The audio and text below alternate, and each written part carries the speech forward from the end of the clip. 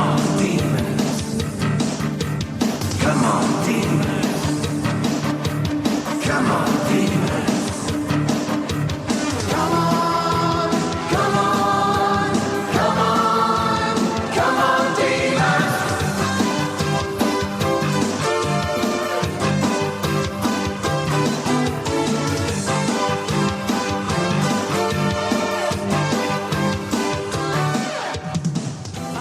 Good evening, Demon fans, and welcome back to the Demonland podcast. My name is Andy, and after slumping to 0-4, the Demons have kicked off their worst start to a season since 2012. It's frustrating, it's deflating, it's embarrassing, and frankly, it's not what any of us, even the most negative amongst us, ever expected. Joining me tonight to dissect another loss at the Cattery is George. Good evening, George. Good evening, Andy. Good evening, Binman. Good evening to all our listeners. Well, we're going to be all positive this week, I've decided. We're only 2 games off the 8. We're 4 games off top position. We're right in this. But I can also report that all pigs have been refueled, lined up and ready for takeoff. It's so depressing. So also joining us tonight, maybe just one step closer to joining, well, at least me, on the dark side, is B-Man. Good evening, B-Man. Good evening, Andy. Good evening, George. Good evening, Demonlanders. Normal transmission can resume for most of my Demon supporting career, so to speak. Tough game, but I thought there's some real positives, and I thought there's some real positives in the 𝗙cie game as well. So I know we'll get to that later.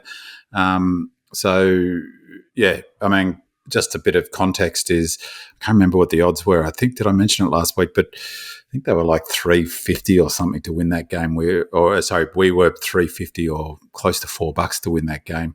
And the reason I point that out, and they were $1.20, is that they're a much better team than us currently, and so the result in that context wasn't a major shock, was it? So, being realistic, we were always going to be pushing it uphill to win down at the Cattery, even in the best of times.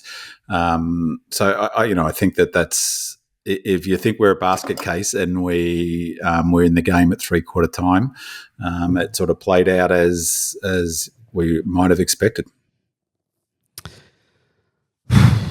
Yeah. Well, I don't think I was expecting a win this week.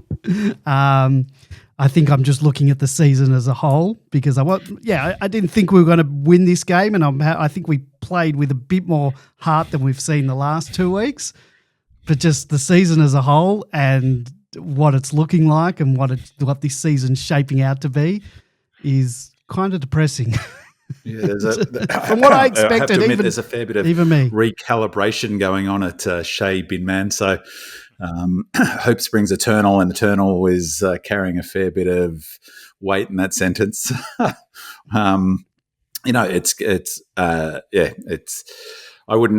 I wouldn't rule a line through the season yet, but it's obviously pretty tough to start 0-4, and I heard that as well, Andy. First time we've started 0-4 since 2012, is that what you said? That is correct, yep. When Neal was coach back in the dark days. That was only a year. I think I started posting on Demonland in 2011, seemed a long time ago. And so I remember that era, not with fondness, but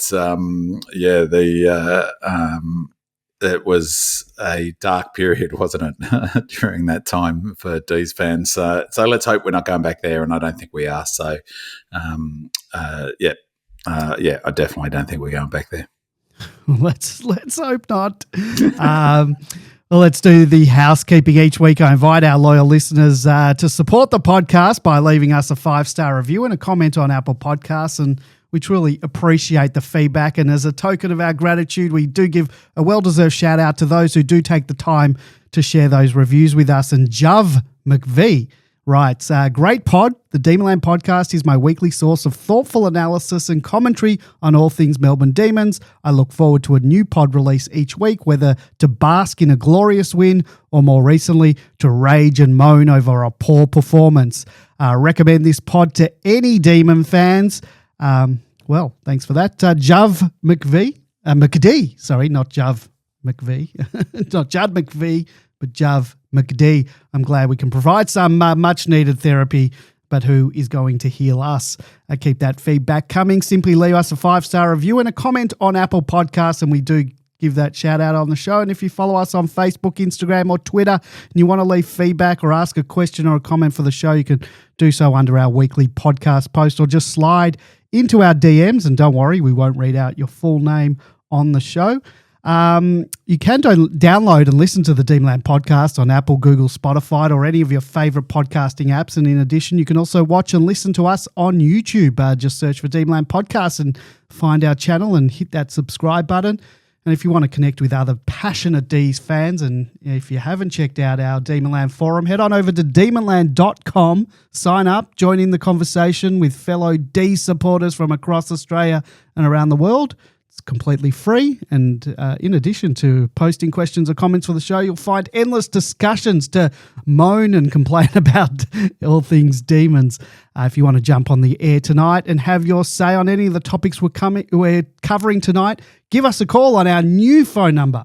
It's a new one, so write it down, 0486 387 929. That's 0486 387 929. If you're on demonland.com, you will see it up on there as well. I'll answer, I'll put you on mute, bring you on when there's a break in the conversation. And you can also give that number a call during the week, leave us a message, and we'll play it out on the show. Our chat room is back. We're having slight difficulties with it. You'll see if you go in there. You can join us at demonland.com/podcast and be a part of the discussion in real time. And we do go live every Monday night at 8 p.m. So if you want to catch the show as it happens, head on over to demonland.com and tune in. We're going to get straight into the match overview. Melbourne's 2025 season hit a new low on Friday night at Kardinia Park as they slumped to 0-4 for the first time, as we mentioned, in 13 years, following a 39-point defeat to Geelong. And despite showing patches of spirit, the Demons were ultimately overrun by a Cats outfit that executed a precise and suffocating game plan. From the opening bounce, the Dees looked up for the contest but struggled to make meaningful impact on the scoreboard. Geelong's uncontested mark strategy picked the Demons apart and limited their ability to shift the game into their preferred contested style. The Cats racked up a record 148 uncontested marks and 165 total marks, the most Melbourne has conceded under Simon Goodwin. The Demons trailed by 15 points at quarter time and then narrowed the margin back to 15 points again before halftime, with their second quarter pressure forcing the Cats into brief hesitation. But despite those flickers of competitiveness, Melbourne couldn't sustain the intensity nor convert opportunities into scoreboard pressure, and they managed just 2 goals, 5 in the second half, as Geelong kicked 4 unanswered goals in the final term to seal the win. Max Gawn was serviceable in the ruck and worked hard, but was nullified at key moments by Reece Stanley, who kicked a goal and pushed forward to create problems. Christian Petrarca, Clayton Oliver and Jack Viney were rarely sided together at centre bounces and failed to have their usual influence. The once dominant midfield trio no longer dictates terms like it once did, highlighting a concerning decline. Bailey Fritsch and 𝗍𝗄𝗃 Pickett were wasteful, each registering 3 behinds. Pickett was lively and Melbourne's most dangerous midfielder at times, but his presence was missed inside 50, a recurring theme of robbing Peter to pay Paul, with neither role being filled adequately. Caleb Windsor and Kozzy's return to the side added some spark, but not enough polish. Melbourne's ball use and delivery inside 50 remains a critical weakness. Despite finishing with 1 more inside 50 entry than Geelong, they lack composure and skill execution going forward. The connection between midfield and forward line continues to be a major problem, with players often reacting rather than attacking with intent, and this disconnect has been apparent since mid-2023 with no signs of correction. The Dees' defensive pressure has declined dramatically, failing to register a tackle inside forward 50 in the opening quarter and conceding large uncontested possession numbers. Simon Goodwin acknowledged the team's effort but focused on poor execution, suggesting that we're getting high-quality entry, just poor execution.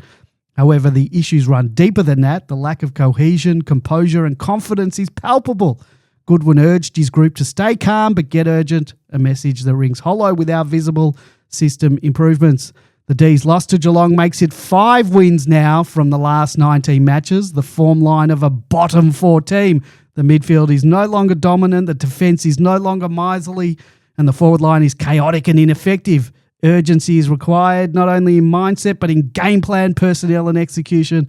And while there were glimpses of spirit, especially during the second and third quarters, the final term fade out left the Demons fully exposed and outclassed by a Geelong side who executed their plan to perfection. Big man, you want to get onto the stats files and tell us how ugly it was? Well, I was thinking of not bearing the lead and going straight to ugly this week, but I won't do that.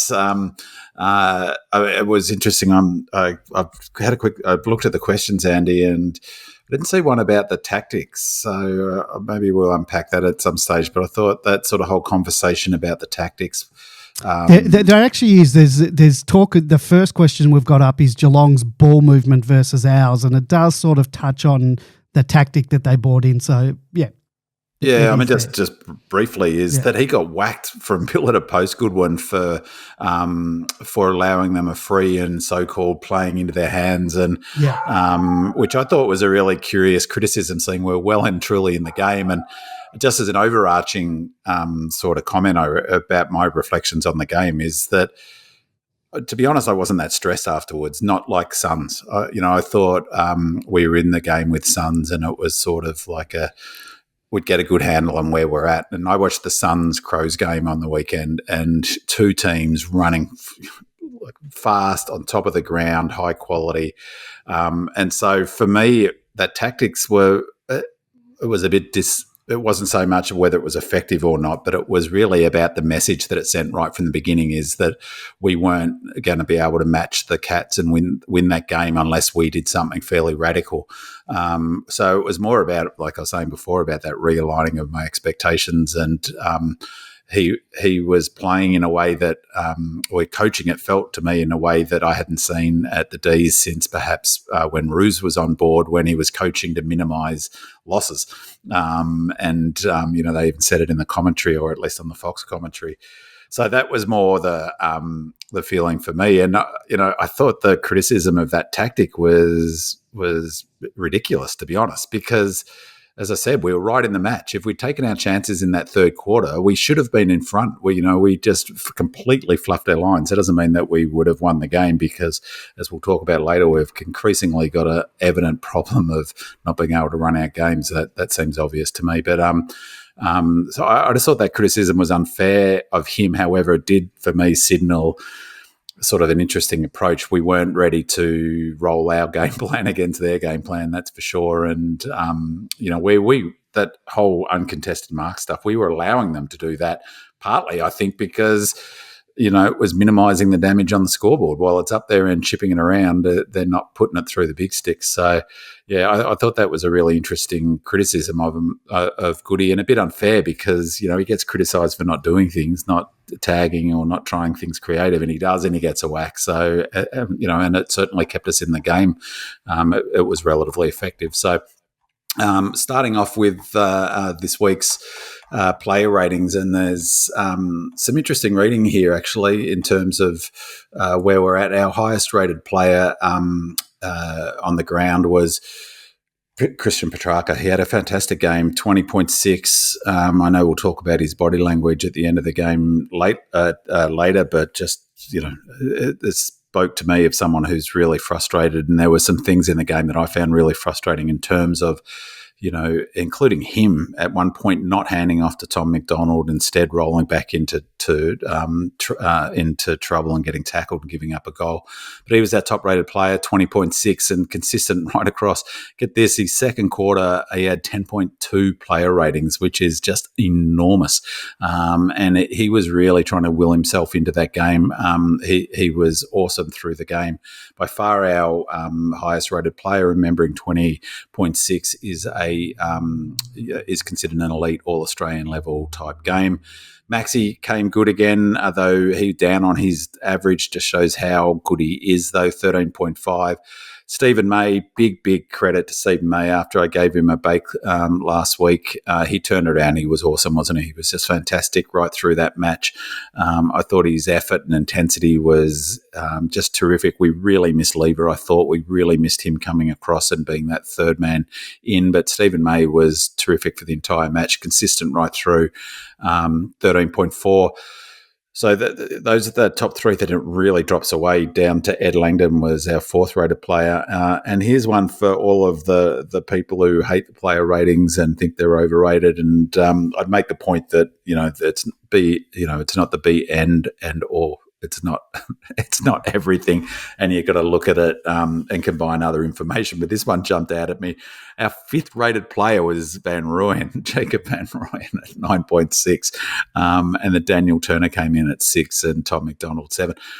And we'll unpack a bit about Van Rooyen, but I was really frustrated with his performance. I have to say, he just wanted to get a wrestle. He just didn't seem to want to get any separation, and I think, his performance, not so much Daniel Turner's, but his forward performance was, really, he didn't provide any good leads. And, we really missed our opportunity to put some scoreboard pressure on in that third quarter when we had the momentum. Down the other end of the scale, Charlie Spargo certainly gives a bit of grist for the mill about Goody playing favourites. He had obviously did come onto the last quarter as sub, but didn't do anything really particularly as a fresh player. He was negative 0.05 right at the bottom. Another player who's really concerning me at the moment, I know he got injured. He was second to last, was Harry Petty. It was not a great performance, really, and got outmarked a couple of times. And, I know that he also sort of looked like he got injured. Tommy Sparrow was the third last, and then Sharp, who is becoming a bit of a worry. And Jack Viney, we've talked a little bit about him, but he's, I think it's potentially time to explore other roles. Him maybe as a pressure forward. We're just not putting any pressure up forward. And Jack Viney, another subpar game, 3.1, which is really, that's below Henderson and it's below. So we had a lot of down players, I have to say. So on that, in terms of good, it was a bit of a struggle to find really good stats. Post-clearance, this is a bit of an anomaly, and I'll explain a little bit why in a sec, but our post-clearance, our hardball gets, we were actually +1 for hardball gets post-clearance. So that was about as good as it got in terms of finding good stats for us. Although this one, for all of the expected score lovers, this was really good. Our expected score was 46. And that's what we scored. So bang on. Well done, Melbourne. So it wasn't one of those games where our expected score, we scored 46 and our expected score was 113. It was bang on what we scored. So, well done for our accuracy there. Okay, so this is sort of, I couldn't really even get this into the good category, just an okay category. Our centre bounce, actually score source, we were +2 from centre bounce, believe it or not, but we only scored 8 points ourselves. They only scored 6 points from centre bounces. Stoppages, we were down 5, but that was padded out a little bit by they kicked 3-6 from stoppages to our 3-1. But so we're only down 3 for that match in terms of stoppage. So obviously it was better than the last couple of weeks. So okay. But it must be noted we brought an extra to the stoppage, which was really an unusual thing for us, that's what allowed them to have the extra behind the ball that the commentators were banging on about. Bad. So again, we're just getting smashed on turnover. So they scored 47 points from turnover. We could only score 19 points from this source, from turnover. Turnover is about execution, and obviously you give up balls when you missed easy targets, but it's really about the pressure you're applying on the person kicking the ball or handballing it. And that's what we used to be brilliant at, forcing the intercepts. And that was our game plan, was build on pressure and contest on the ball carrier, putting them under immense pressure and then dump kicking into our forward line. And we were turning it over. It's the same thing for creating turnovers. Still, contest and attack on the ball is never going to not be a fundamental part of footy. And, we can't be conceding 47 points from turnover. So 28 points down. That was the match, basically, right there. And so in some respects, we did all right. If we'd taken our chances a bit in that momentum, it wasn't really about inaccuracy. It was just our terrible kicking inside 50 and our lack of lead-up targets that we just, our forwards weren't leading up at all. So bad as well was our overall pressure. We've got to get this up to an acceptable level. We won't be winning any games of footy unless we can improve this. For the match, it was 166 to 181. So we're 15 down for the match. What I was really disappointed in was that first quarter. We were 163 to 180, and it was really evident with the eyes just down 17 in that first quarter. Given all that's gone on, given that we're down 0-3 coming into the game, and I'd expected more. It was terrific that second quarter we came out 184, but they matched our intensity and got that pressure rating up to 195. So we were down 11 in that quarter as well. We matched them 175 in the third quarter, which was our best quarter for the game. And so it's no surprise that our best quarter correlates with when we match them for pressure. Contested possessions down 12. Again, it doesn't matter what. There's a bit of, I think, overemphasis on fast, attractive football. But if you watch the Suns play, who played great footy, that was a great game of footy. And the Crows, they're still hard at it. They're still high pressure, high contest. They're not outside runners, and so contested footy is still where it's at. It's the number one stat in footy. We were down 12. Ground ball gets, we were down 9. This one is just, I'll speak to this actually, I'll leave this for the ugly one. Post clearance, ground ball gets, we were -6. Inside 50, loose ball gets, we just need to improve our inside 50 work in terms of the pressure. George talked about it last week. It was an issue again this week. We only won 7 loose ball gets when the ball is free and on the ground in our forward 50. They won 16 of those sorts of the loose ball gets, so we're down 9 for that. It just really highlights our lack of pressure up forward and our crummers and our inability to control those small, medium forwards that we've been struggling with even when we were going well. Points from defensive half, again, not great. We only managed 18 for the match. 19.5 is our season average. 18 isn't going to get it done. They scored 36 and a bit above the season average that we've given up, which is 33.2.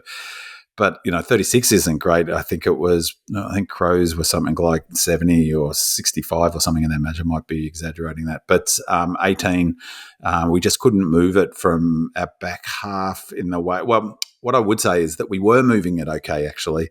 We just couldn't take advantage of them without kick inside 50. We were terrible going inside 50. Ugly was much easier to find than good, that is for sure. And they just took way too many easy marks inside 50, taking the 6th most forward 50 marks any team has taken this season. So they 6th most forward marks inside their 50 of any team this season. We conceded 30. This was really strange stat. Melbourne, we conceded 38. We have conceded 38.3 points per game in the first 10 minutes of quarters, ranked 18th, unsurprisingly. And in this game, that trend continued. We conceded 36 points in the first 10 minutes of quarters tonight. And so I hadn't seen that stat really put us, it's been putting us all season so far right on the back foot, right from the get-go each quarter. And then, that's what happened in that third quarter. I really thought the game, we were going to get blown away in that second quarter. And again, sort of early in that third. So to fight back was a real positive until the last quarter. This one was really, to me, the ugliest of all of the stats. Our last quarter pressure rating was 136. 136. Like, that is not even, that's barely registering pressure. It's 29 less than the Cats. We'll talk about it a bit later in the question about fitness, but in a game where it's still live at three-quarter time, you come out and you can only muster a pressure rating of 136. It's just nuts. My long-term bugbear keeps on coming up. It just does my head in. I don't know. It's just it's got to be the most frustrating thing I can't think of anything more frustrating is our kicking efficiency. It's only 65.8. Beautiful night for footy. Didn't even seem particularly dewy on the ground. Theirs was, I think that's like 71 or 72 is the average. There was 74.4. We just our kicking has been terrible for a long time, and it was a poor again. This was another I mentioned before, 17 marks inside 50, down 12. So we could only manage 5 marks inside 50. I reckon, 5 mark. Van Rooyen must have dropped, I don't know, Andy, what do you reckon? He must have dropped about 6 marks that otherwise he would normally take. Many chest marks and just, I don't know, not even the ones where he was just a bit out of position. There were actual ones he dropped like a hot potato. Oh, totally. There were ones where he actually did all the work to get the player out of position and then still drop. I don't know. His confidence has just completely collapsed. And so that's what I mean by actually our movement wasn't too bad, and some of our kicking inside 50 actually wasn't too bad. It was just that our forwards just couldn't mark the ball. And same with 𝗟𝗀𝘀𝘁𝗃. He dropped a couple of marks where, it was like, what's going on, fellas? Turner too, but I thought actually, despite that player ratings, I thought Turner had a much better game than Van Rooyen for a range of reasons. But one of which was he dropped a mark where it was just lazy forward crafted, where he had position. He needed to, he just took it too easy and allowed the guy to spoil it. It was just so frustrating. This was probably outside the 136 pressure rating in the last quarter. I've noted this before. It was really interesting watching the Suns Crows game, a super entertaining game of footy. Frustrating for me, I had a bet on the total match point, which is a line which was 181. So if Rankin had got that free kick, which he should have got, I would have won the bet because it ended up being a score of 181. But it was really interesting watching Hardwick's coaching in that game, and it's very much what we're trying to do. He plays a style like he's the hybrid of what he brought with Richmond. He's brought forward, but with that fast ball movement, but it's still all about the contest. It's all about the attack on the opposition player. And so for him, right through his career, he's the most important stat. Hardwick's always said this is post-clearance contested possessions. So contested possessions after the clearances been won. We were down 22 for that stat for this match. They killed us. Cats absolutely killed us. And that's almost the game right there. So we could only manage 70 post-clearance contested possessions. They got 92. That is just bananas. And so, that's a real problem. It doesn't matter, like all the talk about us trying to re-look at a new game plan, as I've said a number of times, is that it doesn't matter what game plan, fundamental contest and pressure and tackling and intensity is still absolutely critical. It's still fundamental to the game, and all the best teams, the Cats are number one for pressure. The Suns are number 2 or something for pressure. I think the Cats are number 1 for tackling. I said something about the tackling stats before, some crazy number. That was the question last week. Someone asked about tackling. And my frustration about them not giving up, not supplying the information, the AFL sort of holding information. So interestingly, this was in the on the AFL thread. Geelong's tackle efficiency in that game was 76%. They've recorded a tackle efficiency of 70.3 this season, ranked number 1. So that's measured by ability to effectively stop the opponent, so they can't give off the ball. 76%, they're ranked number 1. Again, it didn't say where we were, but I'd be guessing that, the number of broken tackles, we would have struggled to get 55, 60%. So their tackle efficiency was off the charts in that match. So that was super frustrating. Almost as frustrating as this. So this was so up to the curious stat. This is really curious. I was, again, just so frustrated by the umpiring. And again, it's not a factor really it's not a factor in the loss. But the inconsistency just drives my head in. It's just so frustrating. This stat was bizarre though. Post clearance, frees 4. They got 19 frees post clearance to our 7. They were plus 12 for post clearance frees. like that is a nuts statistic. I think we ended up being 5 or 6 down for the match or something. But they just, when they won a clearance, if they weren't winning the post clearance contested possession, they were getting a free. That's one of the stats, by the way. That frees are one of the ways you can get possession. So contested possession. So I thought that was a curious stat. Just statistically not a great game. And I thought the other interesting thing was the player ratings. A lot of players really playing well under their career averages. 𝗦cie being a very notable example of that. I think the other really, really damning statistic for me, which lines up with everything you've just been saying, Ben Man, was in the last quarter, we had 3 tackles in total for the whole team. For the whole team. Yeah. There was just no pressure. They just waltzed it out, did what they want. They were playing keepings off. That's fine because it's difficult to tackle when you're playing keepings off. But unless you press up, unless you press up, the old adage that in the under 15s, man up. Get up in the grill. But I don't think we had the gas in that. But that is damning, George. 3 for the whole team compared to Atkins. Right. Yeah. Atkins had 11 by himself. 11 tackles he made himself.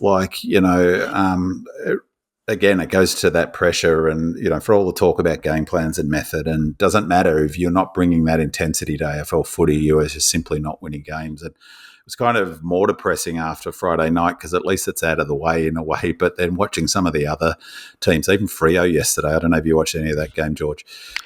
Their intensity, and so's the Dogs' intensity, was terrific. Even the Saints' intensity against Port, it was like, come on, that's our DNA. It's our one wood, and it's like we've left it at the pro shop and it's being retooled or something. So it's and again, we'll talk about it a bit later with that question with fitness, but it's really hard not to come to that conclusion that something's gone haywire with a high performance program. Oops, I was on mute. While we were talking, we had a lot of issues. While Big Man was talking, had a lot of issues with our stream, which I think I've fixed now. Anyway, so if you we were getting a lot of echo and but it seems to be fixed now. But all right, well, let's move on to our questions. And the first one has to do with Geelong's ball movement as opposed to ours. And, we'll start with that because it was perhaps the most glaring difference between the way the two teams played on the weekend. Demon Jack 14 writes, "Hi, guys. Really appreciate the podcast, the analysis and thoughtful discussion. Help us all make sense of where the club is at. Why did Geelong seem to move the ball so much more easily from their backline during slow play compared to us? We often had to resort to kicking down the line under pressure while they found space and moved it with far more composure. Even if it didn't always result in scores for them, it was noticeable. Is that the result of poor defensive pressure from us or just superior kicking and decision-making from them? And on our end, was our stagnant ball movement due to our lack of run to create options or a shortage of players willing or able to take more aggressive, risky kicks to open up the ground? Probably a mix of both. I know the new game plan will take time, but if we don't improve in this area and recruit accordingly, we'll struggle to contend in the next few years. Also, did Goodwin allowing Geelong to have a spare in defence, Henry and Stewart, contribute to their ease of movement and our struggles? The number of uncontested marks we conceded was brutal. Surely that comes down to coaching. We did look a bit better when we could chain handballs off slow play and generate some run, but those moments were too few." Murdoch16 writes, "If you rewatch the game or even just the highlights, it's striking how much more Geelong players move to create options for the kicker compared to us. You simply can't play keepings off like we tried in earlier rounds without meaningful movement to provide options for the kicker." Adam the God says, "It looks like we've already shifted away from the short, uncontested possession game that worked so well in round one and reverted back to the old long down the line approach. Have the coaches lost confidence in the new method already? Are we playing to minimise damage instead of committing to developing the new game plan?" BW511 adds, "An interesting takeaway from Goody's post-match presser. He said we went to Geelong aiming to take away some of their game. The backlash over the uncontested marks will roll on all week, and rightly so. If there's one team you can't afford to give the ball to freely, it's Geelong. Has a coaching group ever misread things so bad tactically? George, what do you make of the tactics that we took into the game, and why were the Cats so much better at moving the ball than we are? Firstly, there's a lot of things to unpack here, and I agree with a lot of the points that were raised by all our contributors tonight. I think a lot of clubs this season have been caught out by the change in the way the game has evolved. It was all previously about fast that got Collingwood a premiership a couple of years ago, move it quickly from the half-back line by whatever means. And I think the coaches overall have developed far more stronger defensive structures. People can't move it as quickly as they used to. There's been the change in the approach to the stand rule that I've talked about before. And there's only a couple of clubs that are doing something different. And I think, unfortunately, us included, practiced the fast ball movement all over summer. And then come the actual game, when you've got genuine opposition on the field, they've run into brick walls. So there was a comment from one of the coaches after one of the games. I can't remember which one. It was either St Kilda Port or the Suns Adelaide. I just can't remember which coach said it. He said something along the lines of, "You can't depend on fast movement alone anymore. Everything is, the game's now a combination, and you take your chances of what presents in front of you. So you've got to be able to execute the fast movement type. You've got to be able to go slow. You've got to pick it through the defence, and you've got to kick it long. But it just depends on the circumstances. If we go back to the basketball analogies, it's no use playing fast break all the time. It's not going to get you. The better teams use combinations of that depending on the game and where it stands and who you've got on the field. We've been doubly disadvantaged in this area because we haven't got all that many fast players to play that sort of game, which is, I suspect, what we were practicing essentially over summer. And the few fast players we have, like the McVees and the Rivers, and not Rivers so much because he's actually been playing, but Lindsay and those people and Windsor that we were depending on being our fast ball movers off the half-back line have been injured and not available. So basically the game plan that I think we were planning all summer has fallen flat on its face, and I don't think there was any more so an example of it is in this game. Geelong, on the other hand, have actually, I think, reverted to something they were using 4 years ago, which was a lot of the zigzagging across the ground. They don't, when they switch the ball, they switch back into the centre. They don't switch to get onto the skinny side of the ground or the fat side. I can never remember which one's which. But previously, you swing it across the other side of the ground where there were less players. Well, teams, like I said, have got far more better defensive structures, and you'll see teams who try to do that suddenly discover there's no one to kick it to down the other side. So Geelong use this zigzag pattern. It's the same. Footscray, the Bulldogs use something very similar, where they'll swing it across. They'll even swing it from one side of the ground to the other, but it comes straight back into the middle again. And then they go out to the side again. Then they come back into the middle. So it was an interesting to see them do that. Fundamentally, as we'll talk about later, in order to Geelong moved it beautifully, freely. We were playing some sort of zone, but players weren't applying pressure with the zone. They were just leaving holes, people standing still, and that just enabled Geelong just to find the next target and then the next target and then the next target. It's not surprising that they had so many offensive opportunities up forward when it was coming all the length of the ground so often that bin man stats have shown. The other thing, so we've I think defaulted to something that we know, which was the old, as was mentioned by one of our contributors, kick it down the line as the default option, and that worked fine 4 years ago when you had Max, who was marking everything, and we had Ben Brown, who was moving up the ground and taking marks, and we even had T-Mac in the forward line providing that link. Well, at the moment, all we've got, effectively is Max, and I'm afraid Max is a little bit older than he used to be, and he's certainly not taking as many marks around the ground as what he used to. So we haven't got that as as a real outlet for us to be able to move the ball. So, yeah, I don't think we're in a good place. Geelong, all credit to them, they set out with a game plan which they executed beautifully, and they achieved it beautifully. I still think they're a middle of the road side, and if they try to do that sort of game plan coming into finals, it will fail again. They were successful in 2022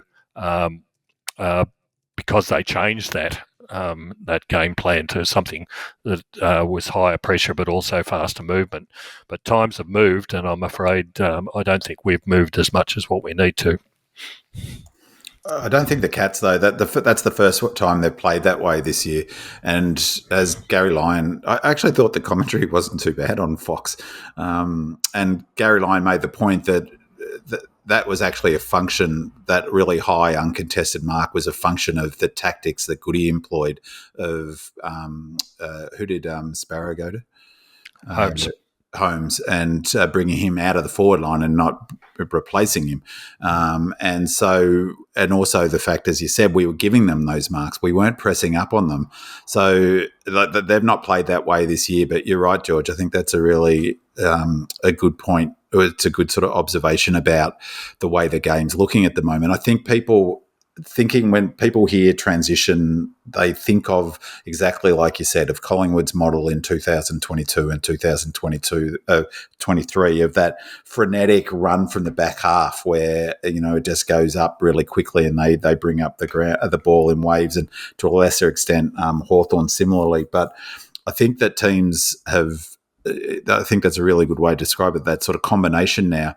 That's what Brisbane did, and they've done that brilliantly for the last couple of years. And I forget who the question, one of the questions where it says, is it Murdoch, about the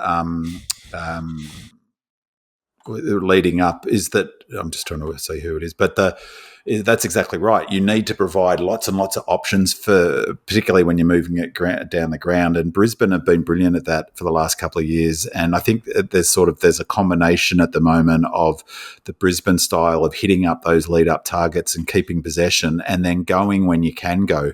But going when you can go requires that 3 or 4 kicks in the side that can hit a target that's high risk. And at one point, Langford did. Langford kicked one from the half-back flank diagonally into the centre corridor, which was exactly the template that, you're talking about, that, suddenly pull the trigger, hold the ball for a while, pull the trigger, and we didn't score on that play. We absolutely should have. It's worth noting, though, in terms of the tactics for that game, is it's so narrow, that ground. So you can't spread, in the way that obviously you can at the MCG. But again, even the Suns and Crows, for all of their ballistic nature, they're also playing that hold and chip it around until an option provides itself. So I think that's a really good observation, that transition footy isn't all about speed on the ball. It's speed on the ball when it's time to go, and the best teams hit that target and then all go forward. I think, the big struggle for us, I don't know about Adam the God, I don't think we did sort of revert really to down the line. I just think that we went into that game to minimise the loss and maybe sort of eke out a win, which is not a great sign really in some respects. They're doing it round 4. But I guess it speaks to the pressure of getting a win somehow. It just feels to me that one of our big issues, a lot of talk about the forward line, is defensively. We're all at sea defensively, exactly like you said. The players were standing around, it wasn't clear. It looked like they weren't clear where they needed to be within that grid, and coming off such a clearly defined defensive system for, 4 or 5 years, half of that team have played under. We just looked a little lost at times, and then, the dreaded finger pointing. Don't you hate it when you see your footy team start pointing at their teammates as if to say, who's over there, who's manning him? I think that's a really good point, and, we definitely struggle with the players to hit that target. But it's also an excellent point that you need players constantly leading up to create the targets, including people who never get the ball. You need 4 or 5 people who are offering those targets, which is obviously very aerobically challenging. It's interesting, George, also the other thing about that fast ball movement, when you do see a game, so part of the Port Adelaide St Kilda game, sometimes you get games now that only low scoring but fast movement, and they bounce from the half-back line to the opposition's half-forward line and go back, and almost the game's played in between the two arcs, but quickly it just goes back and goes forward. And there's quite a number of those games that are being played. So, yeah, I think that's a really good observation about that, the way the game sort of evolved. It's still about transitioning it from the back half, but just doesn't necessarily have to be at breakneck speed. Oops, mute again. Okay, let's move on. Big Gun writes, curious to hear your thoughts on what our forward line should look like next week. I think there are a few different ways we could go. 𝗏𝗏 and 𝗟𝗏𝘀 haven't shown much so far, but at their best, they're a real handful. JVR looks like he needs a confidence reset at 𝗚cie, a step back to move forward. Turner is clearly struggling with the pace of AFL, but there's something there. Fullerton's in good form and deserves a shot. Jeffo should be available and absolutely warrants a crack. I also like AJ's aggression, another viable option. We really need to start rewarding form at 𝗚cie, even with some doubts. Fullerton should get his chance. He can't do any worse. Out-of-the-box options like May or even Campbell up forward might be worth a look. Neither are natural key forwards, but we're undersized and could use a bigger body to straighten us up. Campbell would also give Max a much-needed chop-out. At this rate, he'll be cooked by mid-season. I've left out T-Mac and Petty. We've been down that road. Time to move forward. And Leave It to Diva writes, is there anything we can do to fix our forward line? Across 4 games this year, we haven't kicked more than 11 goals, and in 3 of them, we didn't even hit double digits. Some teams have individual players doing that on their own.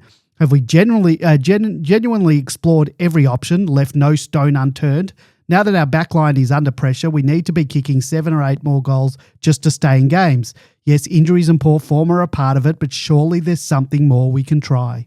Murdoch16 writes, if I'm remembering correctly, last year we had a ruck coach with the forwards, a midfield coach with the mids, and a defensive coach with the backs. This year it's a defensive coach with the forwards, a rookie coaching the mids, and another defensive coach with the defenders. In my opinion, it's crazy that we don't have a proper forwards coach. Listening to champion forwards from past eras talk about the struggles our players are facing individually, it's hard to put all the blame on the players themselves. Would love to hear your thoughts. B-Man, we've said it for weeks. It's incredibly frustrating. We've been dealing with the same forward line issues for a couple of years now. In recent seasons, despite that media criticism, we still have managed to kick winning scores or at least generate scoring opportunities from our entries to be in that position to win. This year, though, the inside 50s, they're still there, but the quality looks at goals just have really dropped off. How can we fix it?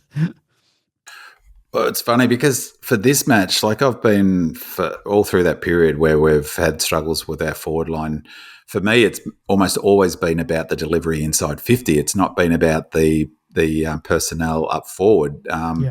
That it felt different for me on Friday night because I actually thought we got some legitimate one-on-ones, and that's what it's all about is beating the flood back. You move the ball, whether you start slow from your back half and chip it around. At some point, you go quick and you get behind the opposition's ability to set up their defense and create one-on-ones with your key forwards.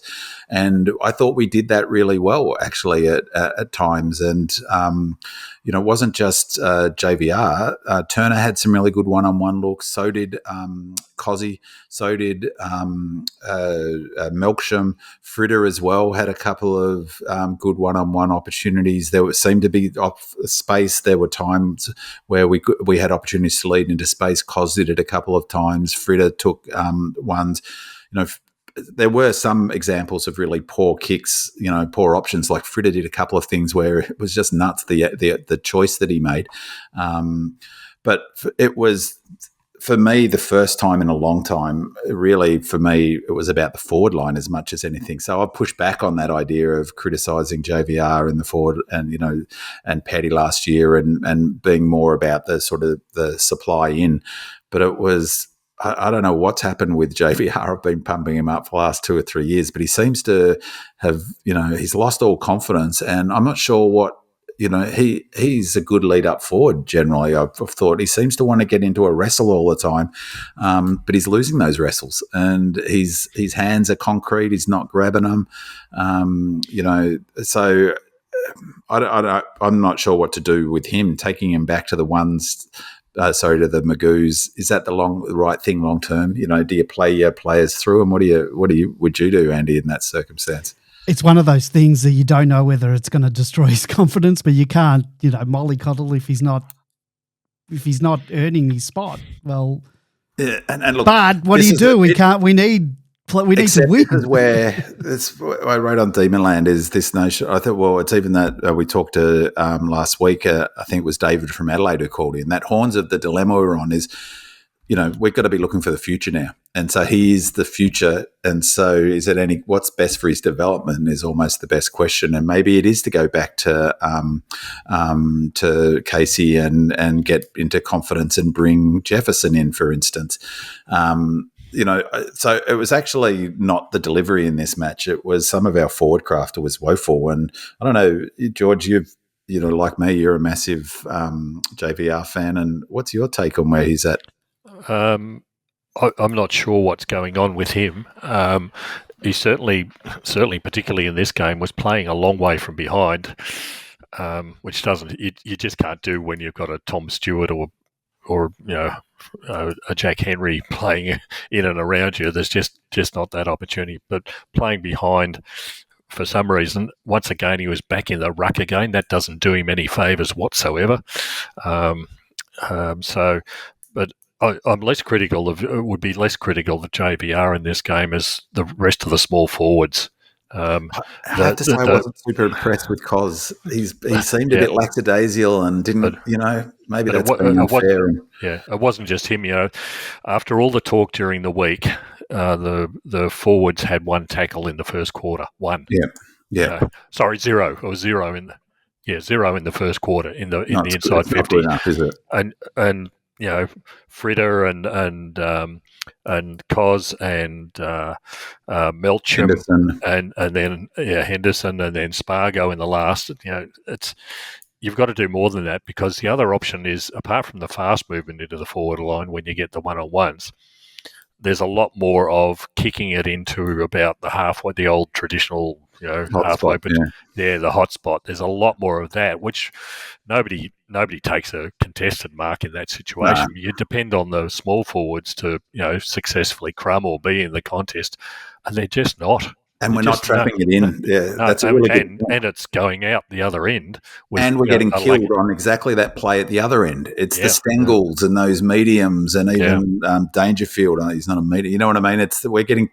We're not trapping it in or getting anything happening at our end, and we're getting killed at the other end on exactly that play, which is why I reckon Adam the God is put on Demonland for ages now. And I'm totally on board with it now. Is Viney go forward, put him in the forward line and be a pressure forward, because he's not performing in the middle. He's slow, and we need pace back through the centre.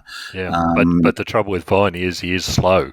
And but that's less of an issue up forward. If him being a wrecking ball at exactly that contest you're talking about, the ball hitting the hot spot, hitting the ground, he's the sort of player that you need in and under, and we're just not providing that sort of pressure. Well, it's certainly not. It's not coming from the people who are currently sitting there, and that's a real contrast with even where we were 2 years ago, let alone back in the premiership year.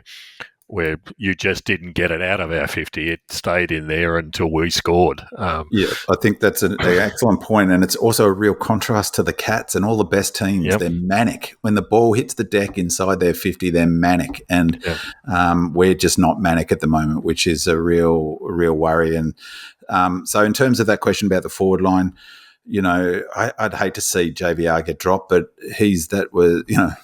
I couldn't believe he was our 5th rated player, and I'm talking about him getting dropped. So there's a big knock on the player rating scale. Will Jefferson come back in? That will be really interesting. I thought Fritter, I've been knocking him for the last couple of weeks. I would have dropped him this week, to be honest. And so I think he was lucky to get picked and get selected. it'd be interesting to see. I thought he played all right. He had a better game. His effort was better. He missed his shot when he's our best kick. He can't seem to kick at the moment, and he also made a couple of inexplicably poor decisions going inside 50, where he had much better options, and again went for the higher risk, lower percentage option. And but I thought his effort was better. Andy, what did you think of Fritters? Yeah, I thought it was a bit better. It was when he was playing a bit further up the ground. But then again, those missed shots. Yeah, he really hasn't been the same since he had that foot injury last year.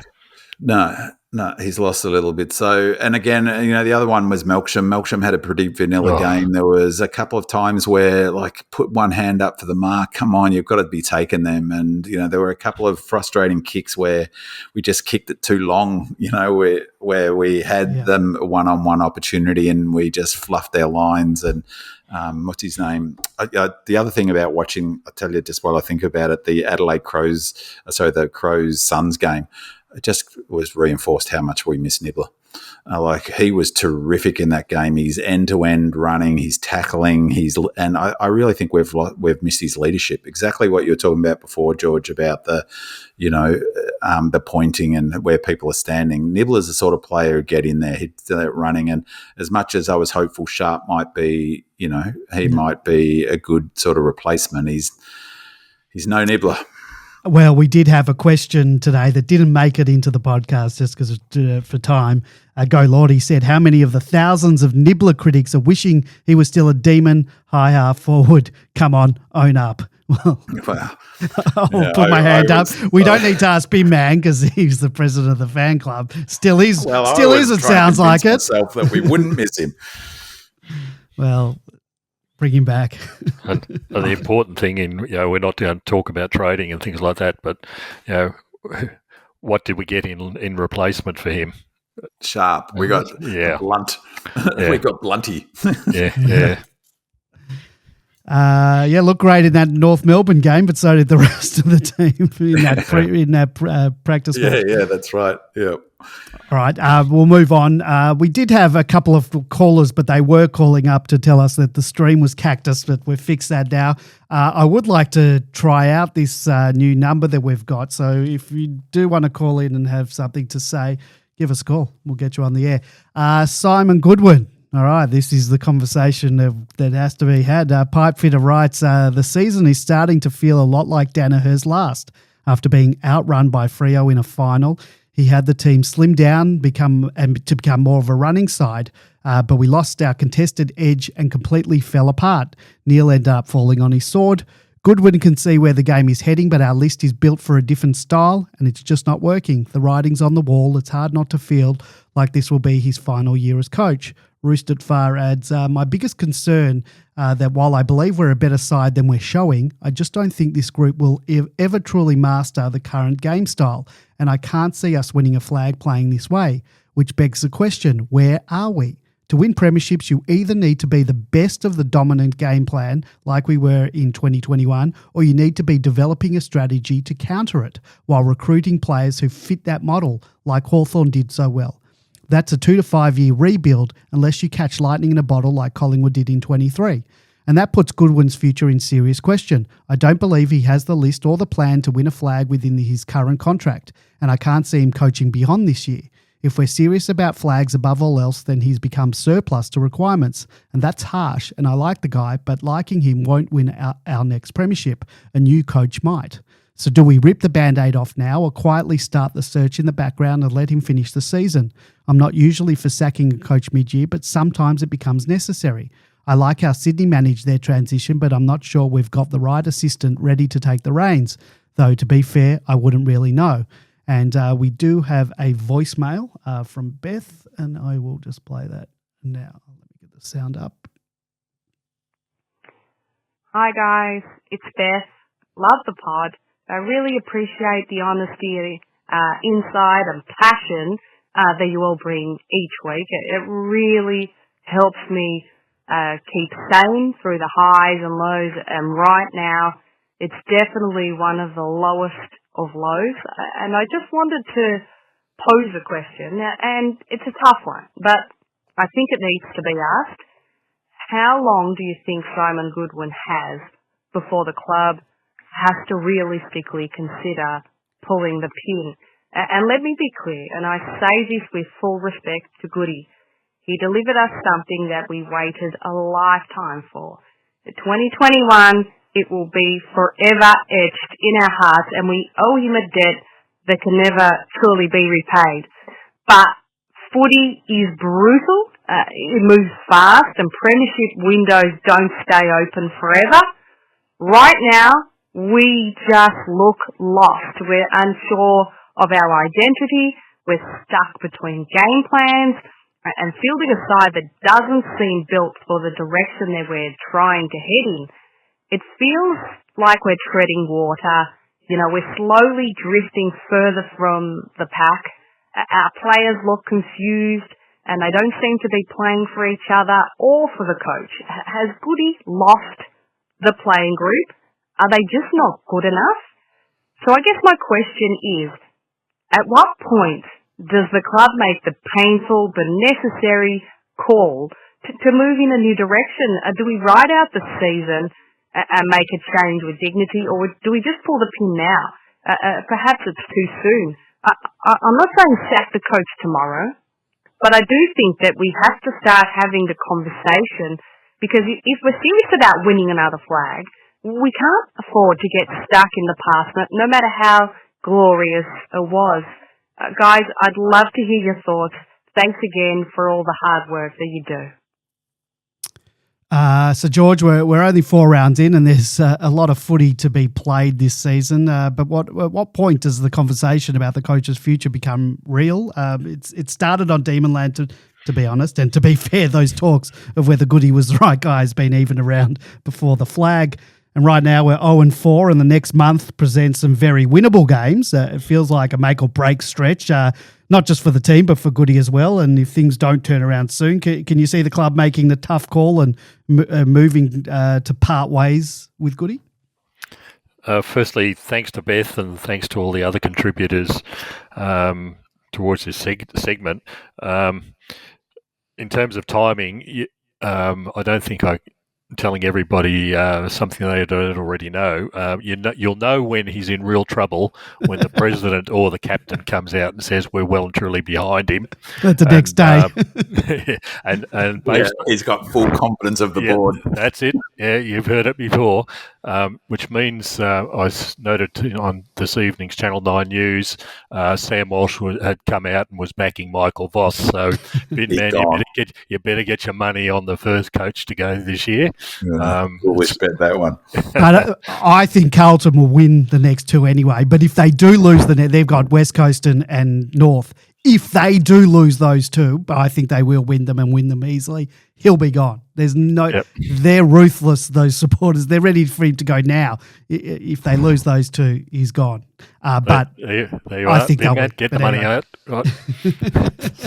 Anyway, but Goody, that's Voss, and we're more. We have our heads screwed on better than Carlton support. Yeah, right. Okay. I can't say that with a straight face. Secondly, I agree with what the listeners have posited as well, Roost at Far as well.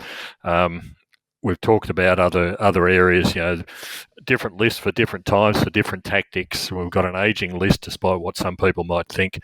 Our backline's held together by a couple of 34-year-olds at the moment, I think, and our ruckman's a similar sort of age. It takes years to replace that quality. Does it suit the current game style? Whatever the current game style is, well, the results aren't showing that. It's putting more and more pressure on the coach, and unfortunately, everybody blames the coach.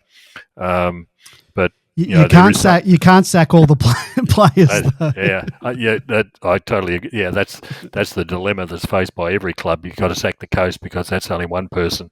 You can't get rid of half your team, although that's usually the problem as a general rule. I wouldn't be doing it, quite honestly, because I don't think we've got any backup plan whatsoever. I mentioned last week that I think people underestimate the loss of 𝗍𝗍 to us as far as a tactician. In this game, there was some obvious areas that we've talked about that just didn't get responded to on game day. Previous to 𝗍𝗍, we had Jennings in the coach's box as well, who is, by all reports, a superior tactician. I don't think that there's sufficient support coming through for 𝗍𝗍. Different coaches have got different skills, be they man managers or in people who are capable of invigorating the players to do things that they wouldn't normally do. But you also need the smarts up there to observe what the opposition are doing and how you react to it and things like that. Nathan Jones, again, being a hero of the club and a true stalwart and icon. I don't know what his coaching experience was before he turned up, but I don't think he had any. It's you've got to surround yourself with the right people. He was as just well. a Channel 7 expert commentator, which is pretty low bar. Yeah, but these are the people who are sitting in the box at the moment. We haven't got the 𝗍𝗍s, we haven't got the Jennings. I don't know about the capabilities of Chaplin and the others there. Unfortunately, if you keep losing for any coach, there is only one solution, and no matter how much you like him and revere him for bringing the first premiership in 51 years, I remember a comment that was made to me by a former president of Premier of the state who was a mad Essendon supporter, and he was commenting when they first appointed James Hird. He said, unfortunately, at some stage, you've got to kill Bambi. It's 57 years, by the way. Yeah. Beth, in the words of Kiss from their song, Beth, you say you feel so empty that our house just ain't a home. And I can see what you're saying about 𝗍𝗍, and I can also see Roosted's comments. The bottom line is, George is spot on, is that you can't have too many more losses before there's always going to be questions at a coach. 0-4 is obviously not where we wanted to be. It's just, even the talk about it going back to the Neal days gives me heebie-jeebies thinking of that period. But I think Andy's point's an important one. It's still early in the season, so let's not play that game of, collectively not play the game of, whack-a-mole and let's, sort of hunt down and look for signs of 𝗍𝗍's demise. What I will say, though, a couple of things, is that some concerning things for me in this game was some of the body language and of the senior players. And we've got that coming up soon, but so that was a worry. And when you start getting the confusion, I think Adam the God's comment's an interesting one about, well, what about why I thought we were going to back this new way of playing in, and then so they choose not to down, to minimise the loss, to maybe eke out a win, whatever your way you want to frame it. It doesn't send a great, powerful signal that we're a team that's going to be pushing for the 8. It sends, the opposite. The other thing I would make a comment, though, on is, just as a general thing, and I think this is the challenge for 𝗍𝗍, is will be the second time he's implemented a new way of playing. So the first time he did it, he brought in players specifically for this game plan. Now, he's done that through the draft this time, bringing in Windsor, bringing in Lindsay, less so, I think less so Langford, because he's not really that sort of fast outside player with, elite kicking skills, for instance. They've tried, but, that's what Mitchell did at Hawthorn. When you come in new, you get one crack at it, and he got rid of a lot of players and brought in players who he knew was going to play the game plan that he wanted to do. Goodwin did almost exactly the same thing. He got rid of Frosty, he got rid of T-Mac, he got rid of players that weren't going to be able to implement the zone defence that he wanted to implement, brought in Lever, brought in May specifically for that, and went from what was a high-octane, very fast, from the back half, high-scoring, exciting game plan in 2017 and 2018. Remember, we were the ants pants. Everyone loved the way Melbourne were playing in 2018. We were the Hawthorn back then, and we thrashed the Hawks at the MCG. We thrashed the Cats with that model, playing super exciting football. He realised that I wasn't going to win a flag, that model, and retooled and got rid of players. 𝗦𝗍𝗀𝗀𝘁 was the other player that he moved on. I still think we should have kept him. But so he got rid of a lot of players, brought in players who could play that model. The question I would have is, can you do that a second time? All credit has to go to Cats, whatever you think. the Cats and Scott, you've got to give them a lot of credit for their ability to rebuild and retweak on the run. The 22 flag was a masterclass of that. That's what Goody's talked about before, wanting to implement the same thing as the Swans have done. But it's got to be a huge challenge to retool a game plan that, took 3, 4, 5 years to build, to do a second time in your coaching career. And I think the other thing is history does show, that not too many coaches coach beyond 10 years at a single club, do they? No, they don't. All right, well, let's talk about the leaders. Supreme Demon writes, I know we can only speculate from the outside, but what's really going on with the playing group? There's something off with the mindset of key players like Bailey Fritsch, Clayton Oliver and Christian Petrarca. Petrarca's reaction after the siren, throwing his mouthguard to the ground, spoke volumes. He's clearly angry and frustrated, but who's that frustration directed at? His teammates, the coaching staff, or himself? Both he and 𝗟𝗏𝗀𝗀 are approaching 200 games for the club, an incredible milestone, but it's hard not to wonder, will they both still be at Melbourne in 2026 and beyond? And then there's the bigger question, who's actually taking responsibility for where we're at right now? Is it the coaches, the players, or should it be a shared load? Simon Goodwin will no doubt be feeling the heat as the losses pile up, and that comes with the job. The buck does stop with the coach, but what about the leadership group, the senior players? There was so much talk about love at the start of the season, but what about accountability, selflessness, and putting the team first? D in a kilt adds, Goody, Max, and others have been using the word love a lot lately, and I can understand why. When 𝗟𝗏𝗀𝗀𝗀 was at his lowest, Max opened up his home to 𝗟𝗏𝗀𝗀𝗀, even with his wife just home from hospital with their newborn. That's love. Others at the club have gone above and beyond in similar ways, and none of us can fully grasp what Track and his wife and family went through after his traumatic spleen injury. In the wake of something so raw and frightening, the love and support from the club, the coach and the teammates would have been vital in helping him get back on his feet. Even 𝗍𝗏𝗀𝗀𝗀, who clearly misses home, stays because of the people and the love he feels at the club. But love, by its nature, requires more than just words. Without actions that match, trust begins to erode. And once that happens, it's hard to rebuild.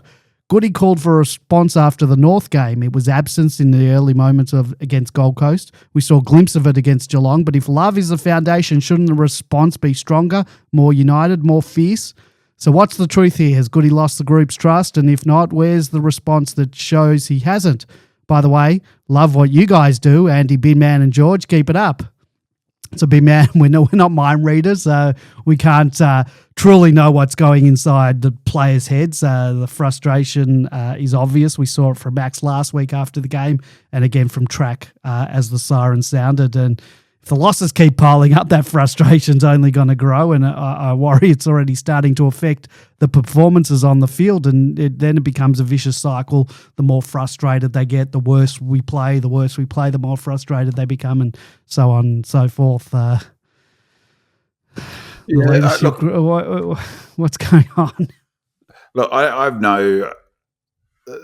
no sort of interest particularly in the gossip and inside clubs, and I have no connections inside the club, so what I hear is what's on Demonland. So I've got no intel or no, understanding of what goes on behind, at Clubland. And as I say, it doesn't particularly interest me. But what I would say is, just from an external observing point of view, there was some sort of body language that I wasn't thrilled with in that Cats game.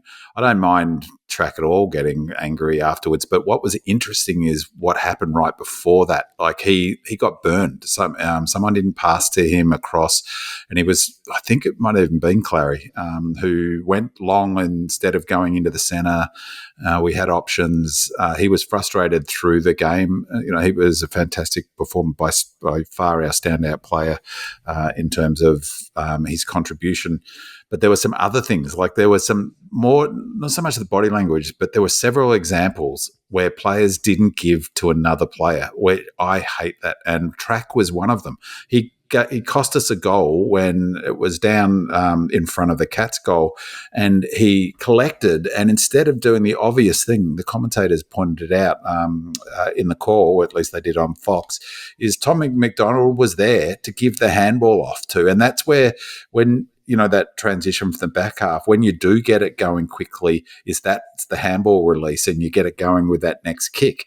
Tom McDonald hits a target in the centre and you're away to the races. But he rolled back the other way, didn't give the handball, and got done holding the ball, or I forget exactly what happened next. There were a number of those things where Clary burnt 𝗍𝗀. There was those sorts of things where it was sort of, I think that comment by 𝗍ecie 𝗰𝗶𝗹 about being caught between two game plans and not sure. So maybe there's a bit of that, but there seemed to be a bit of that sort of all-round angst towards each other. And it's, I wonder whether there's a little bit about, maybe part of the thinking from someone, and it wasn't handled well, was with Clary, for instance, last year, really, if you're hard-nosed about it, last year was the time to get rid of Clary. Last year was the time to get rid of Track and trade them out and go bring in the players who you think are going to have the skill set to play the way you think that the game's going. That's exactly what Mitchell did and got slammed for it because I can't remember, but there were a couple of senior players he let go and Gunston. There were a couple, 2 or 3. Hodge previous to that. Yeah. And he was slammed for it, and he was criticised because, the orthodoxy was you can't build a whole bunch of pups around. You need those senior players. But he was clear on what he wanted to do. As I said, Goody was too when he did similar. He axed 𝗍𝗀, he axed, Frost, Omac. I'm sure that Bates is probably not him, but there were other players as well who, that he got rid of and brought in other players to play that style. And I wonder whether that's all in the mix. I also wonder, to be honest, and this is purely speculation, is whether the whole thing around Joel Smith, that's all come to a head in recent times. It's been in the news. That would have caused some unrest. Like, he had good connections. He's a well-loved player. They're human, aren't they? They're a bunch of young men. That would have caused some. There's no question that would have caused stress, and we won't know from looking from the outside how much stress.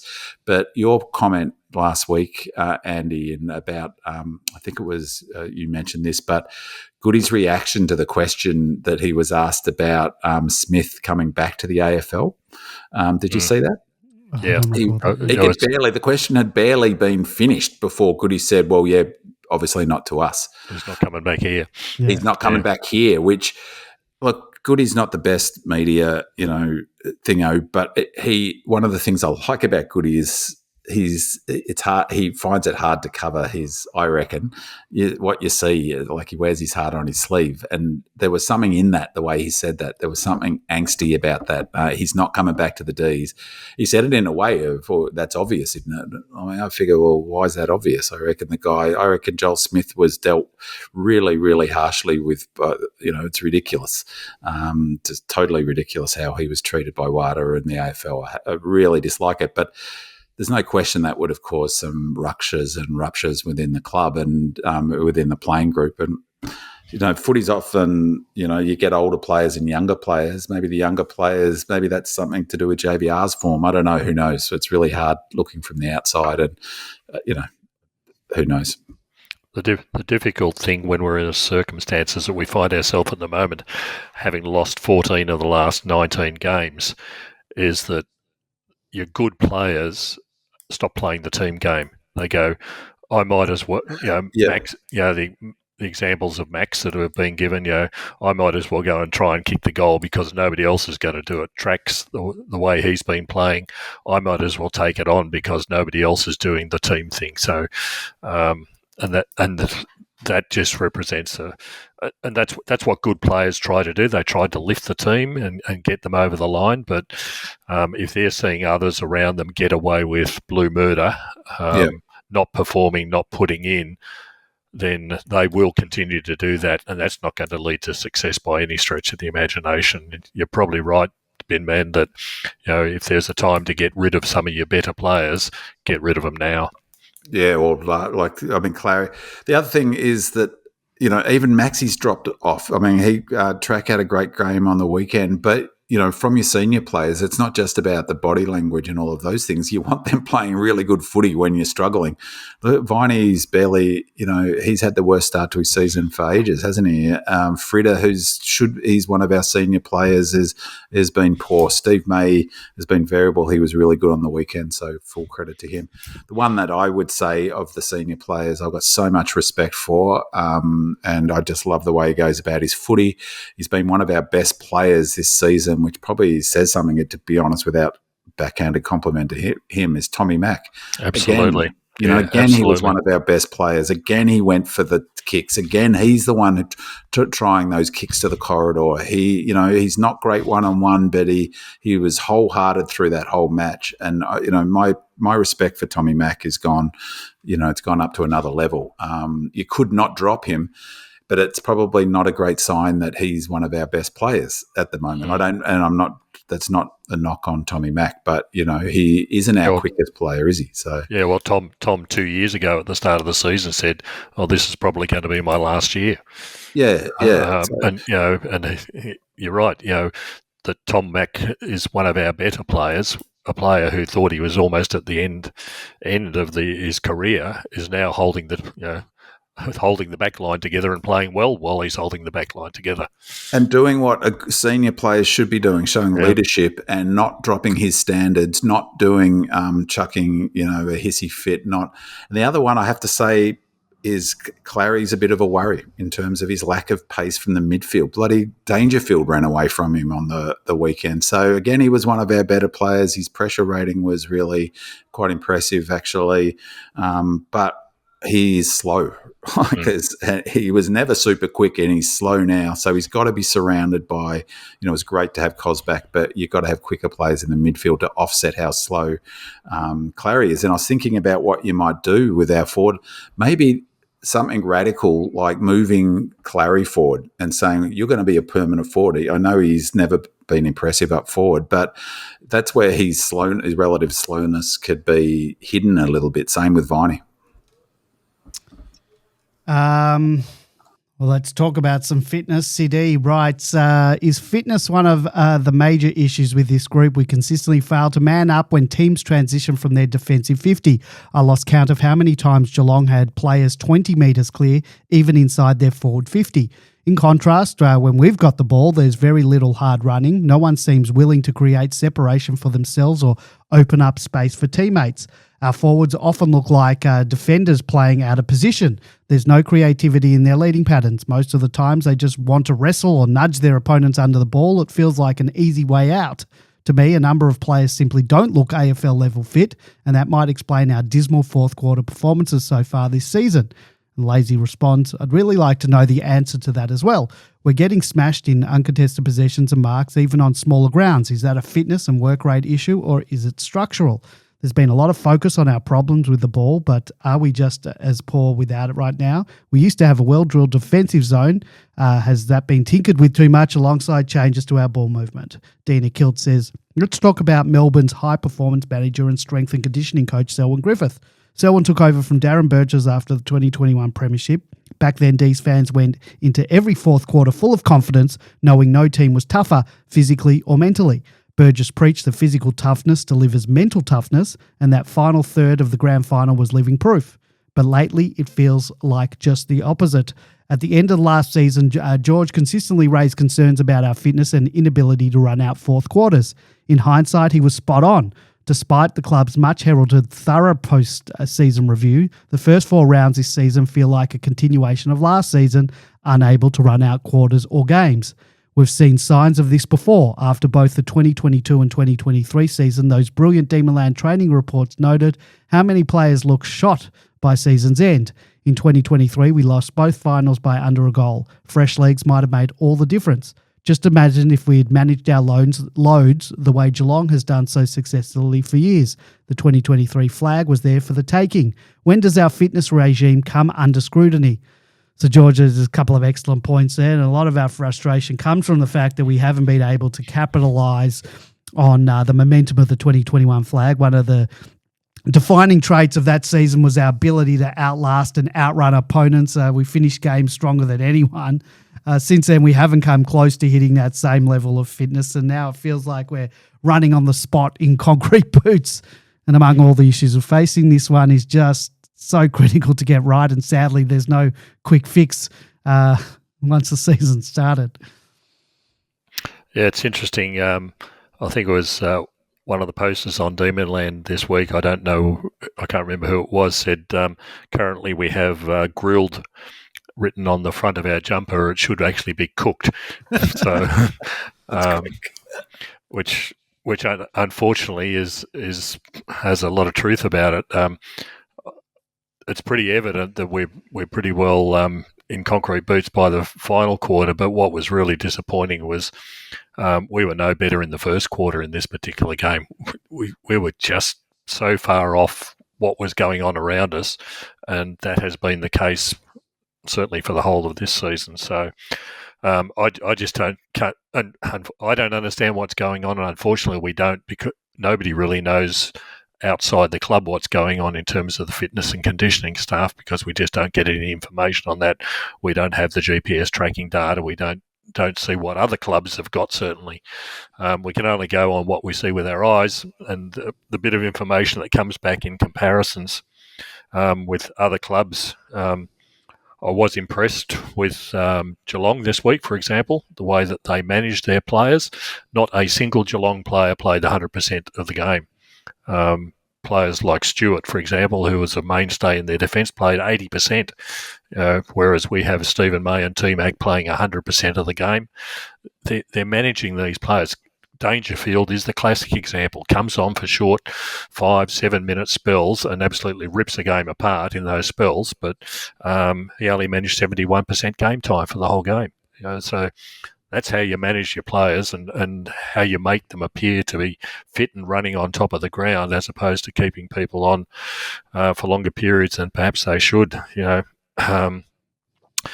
I don't know what was going on with the interchanges. If we're not all that fit, we only use 70 out of the 75 interchanges. Surely you'd make full advantage of everything that's available to you, and we didn't this week. So again, I don't know what's going on in terms of the interchanges. We had a lot of players with really low numbers. Sharp 59%, Windsor 64%, Langford 63%. Not unexpected for the younger ones. You don't want to burn them out, but Sharp's not young. He's 23.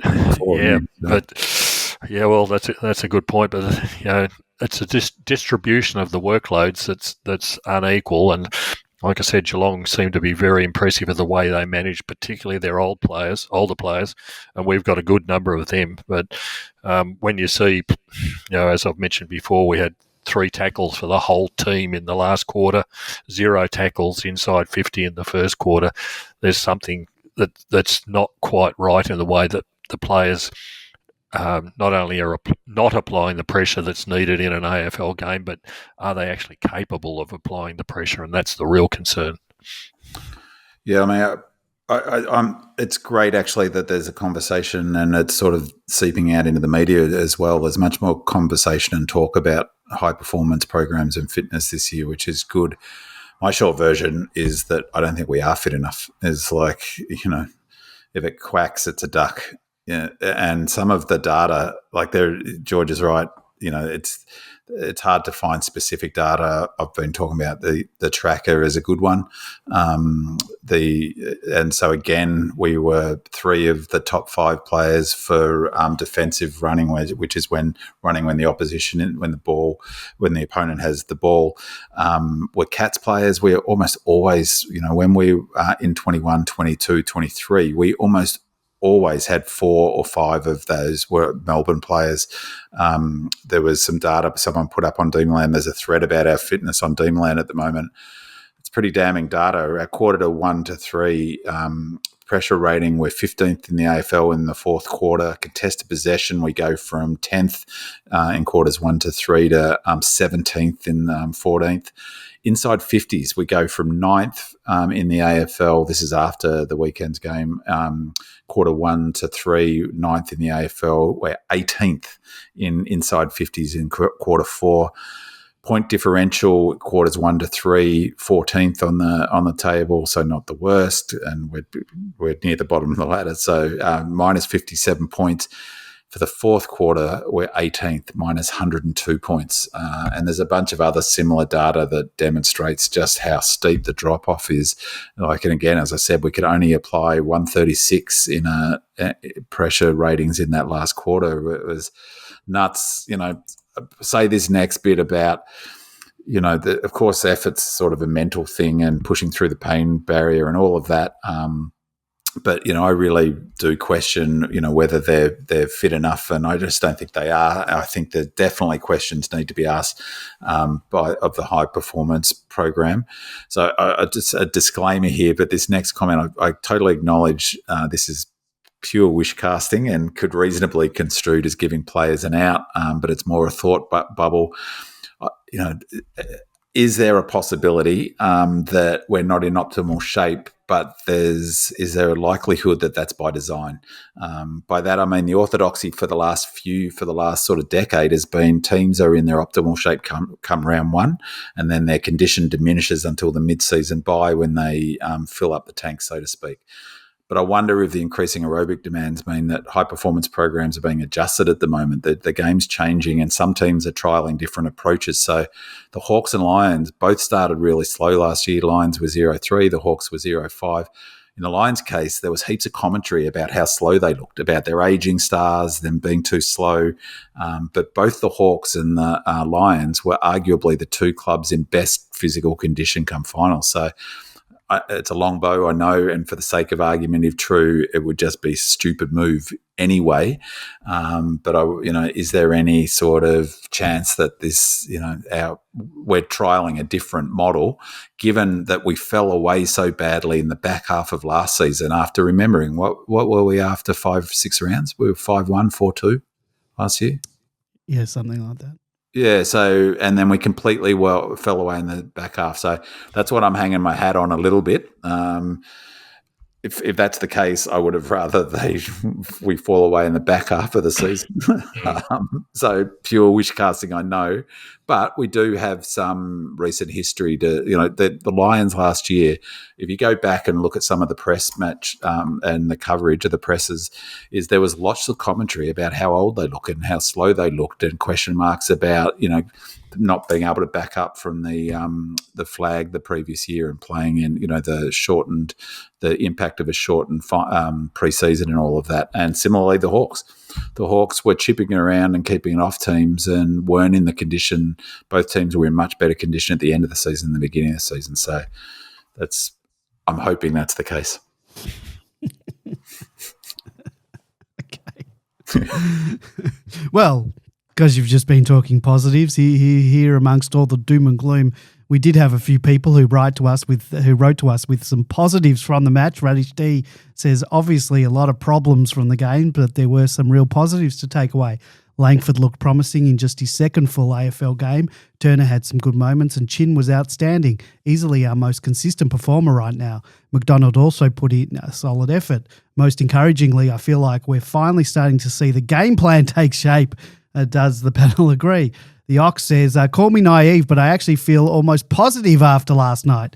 Given the dire position we're in, with missed opportunities, questionable umpiring, out-of-form players and an unsettled side, at least we had a dip. We showed some fight. Maybe our expectations, both as a club and as fans, were out of whack. But now it's about steady progress. There are still some quality players to come back into the team, and if we keep building, who knows? Just keep going, and that goes for you guys too. Demon WA says, probably delusional, but we could go on a 4-game streak and be even for the Hawks game. Bombers, middle-of-the-road team. Freo, underperforming under the weight of expectations. Tigers, surely. Eagles, please, for the love of God. Andy, can you get on board with this? No, I cannot. John Demonic replies, I think we'll be, what are we, 1, 2, 3, 4, that's 8. 0-8. John Demonic replies, this is the optimism I can get behind, an oft-repeated hope that I can cling to when looking at the ladder over the years is we're only 1 or 2 wins outside the top 2, 4, 8. And guess what? We're only 2 wins outside of the 8 right now. It's salvageable. I'll leave the doom and gloom exclusively to the 2 hours spent watching us kick into the forward line. Well, that was slightly optimistic. B-Man, let's hear some positives so that I can pull back my veil of negativity. Well, so I think we're definitely aiming to have a long run fitness-wise come final. So the back end of our season is going to be our peak. And just sort of some further evidence to support that wish-casting idea is that the Swans they won their first 10 games, completely ran out of puff come grand final day. The Cats won their first 7 games, completely fell away come finals. Well, not completely. They did. One made a grand 10 final. points outside of a grand final. They incrementally fell off. If we win the next 4, Bob's your uncle. We're going into the bye 50-50 and all bets are back on. So, yeah, I can get on board with that. Essendon this week, every journey starts with a first step. We've had a few. The other positive thing I would think is that I was pumping up in the pre-season the redemption story, that this has got all the makings of a classic redemption narrative and arc. And now that I think about it, is in fact it's even better now because we're further back. And, any redemption we do get will be much more powerful. So the script writers out there must have thought, hold on. We need to start 0-4, not 0-5 script writers. We need to start 0-4 because that will make the redemption narrative arc just that much more powerful. A good chance for a Netflix series next year if we can pull it off. Well, someone better find a sword like 𝗟𝗶𝘀𝗁 or find out they've got Jedi powers or get invited to Hogwarts and find out there's some wizard because we're going to need some supernatural powers, I think, to get our season back on track. We need some 𝗍𝗀𝗃. There was a horse running on the weekend called 𝗍𝗃𝗃. It was out of Sword of Light, and I thought it was a very well-named horse. George, any positive? 𝗍𝗃𝗃 is the medal that the Mandalorian wears. Right. I think the one positive that we can take out of this game was the continued form of Langford. This kid is absolute A grade in the making. He is. And his goal was he summed that up so quickly, and it took the right option straight away. Yeah, he did what he needed to do, and he knows how to do it. Yeah, he's absolutely A grade. Yeah, but for the rest of it, so's Lindsay, so's Cos. Colt, I saw today, Ghost Rider from training today. Colt looks fit and raring to go. She said back, but presumably, she means the VFL. We need our best players. We simply, particularly with this method, as I said last week, is that we need, if we were to take out your top 5 players out of this team to play this method, it would be Lindsay. Now we got Windsor back; he'd be one of them. McVie. I don't know how far away McVie is, Andy. Couldn't be too far. It was like 2 weeks last week. Still 2 weeks, I think. Colt. And who am I missing? I'm missing someone else who's obviously Lever Hurts. Doesn't sound like he's coming back either. 2 months. He's got surgery on the ankle. That's something to look forward to. So really, to get those players playing together, Lindsay, McVie, Windsor, Colt, and Langford, when they all play together, that's going to be something really, really exciting to watch. And there's that question before is a really interesting one about the senior players. That starts to be in clubs a dynamic, doesn't it? Growing up, the senior players got to go with the younger players, or there becomes that schism. And again, got it a day for praising teams that I hate, but. You got to hand it to the Pies the way they've managed that dynamic and their ability to knit together older group of players and with younger players coming through. But to go back to our questioners, one of them wanted, who was it? Demon WA wants to be called delusional. Well, we can do that. And the Ox wants to be called naive, and we can do that as well. Well, we aim to please here. So. Yeah. All right, we've been in worse places. Like what? I just can't remember. Yeah, it's a flesh wound.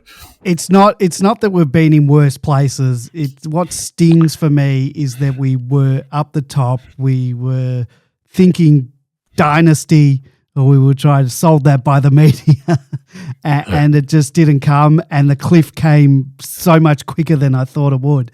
And I'm not even at that Wile E. Coyote part of coming off the cliff. I'm falling. Yeah. But in reality, we're at almost at the bottom of the cliff. A fantastic team. Look, leaving the Saints, the Roos, that was a shocker.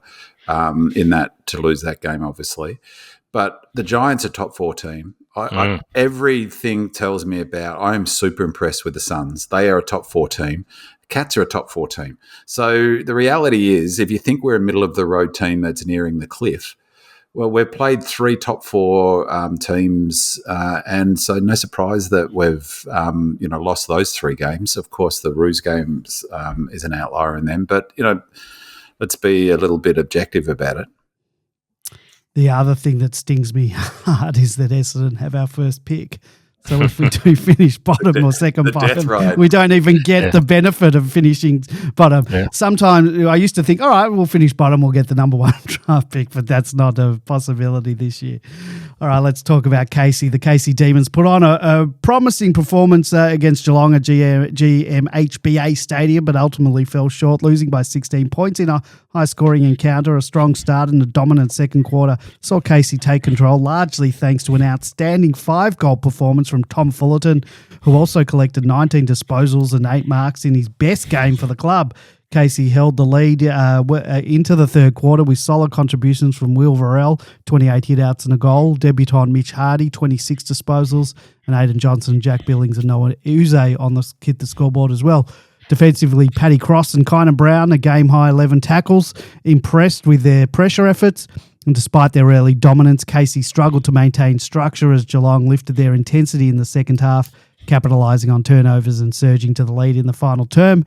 While Kai Windsor gave the Dees a late spark, it wasn't enough to halt the Cats' momentum. Encouraging signs came from young players like Blake Howes, Oliver Seston and Jed Adams, while injuries to ruck Tom Campbell remain a concern. The Demons now turn their focus to a tough round 4 clash against the Giants at home. And yes, it was a win for the ages, asks. Who else can come into our side from the AFL listed players? Sestons, Adams, Mentha. Just bring them in if they're performing at a decent level in the VFL. Need to find out if they can take the next step. So, George, did you watch? Yes, George, what? Yes. Nodding, you watched? Yeah. You can briefly give us some insights how the Demon listed players fared and perhaps answer, yes, it was a win for the ages. Questions about the cavalry from 𝗪𝗂 swooping in to save the day. Look, this was a really, really interesting game. It's a great game of footy to watch. Basically, were 2 evenly matched sides, I thought, and just the way the setups were being played, I was really impressed. And it goes to Geelong's depth. What we saw in the seniors game was replicated in the VFL game as well. They are really, really well drilled about what they do. One of the things I did notice was if the ball's in attack, they set up a ring around about 10 metres around from where the ball's being bounced, for example. That gives them room to manoeuvre for the ball to come out, and obviously gives you better goal-kicking opportunities.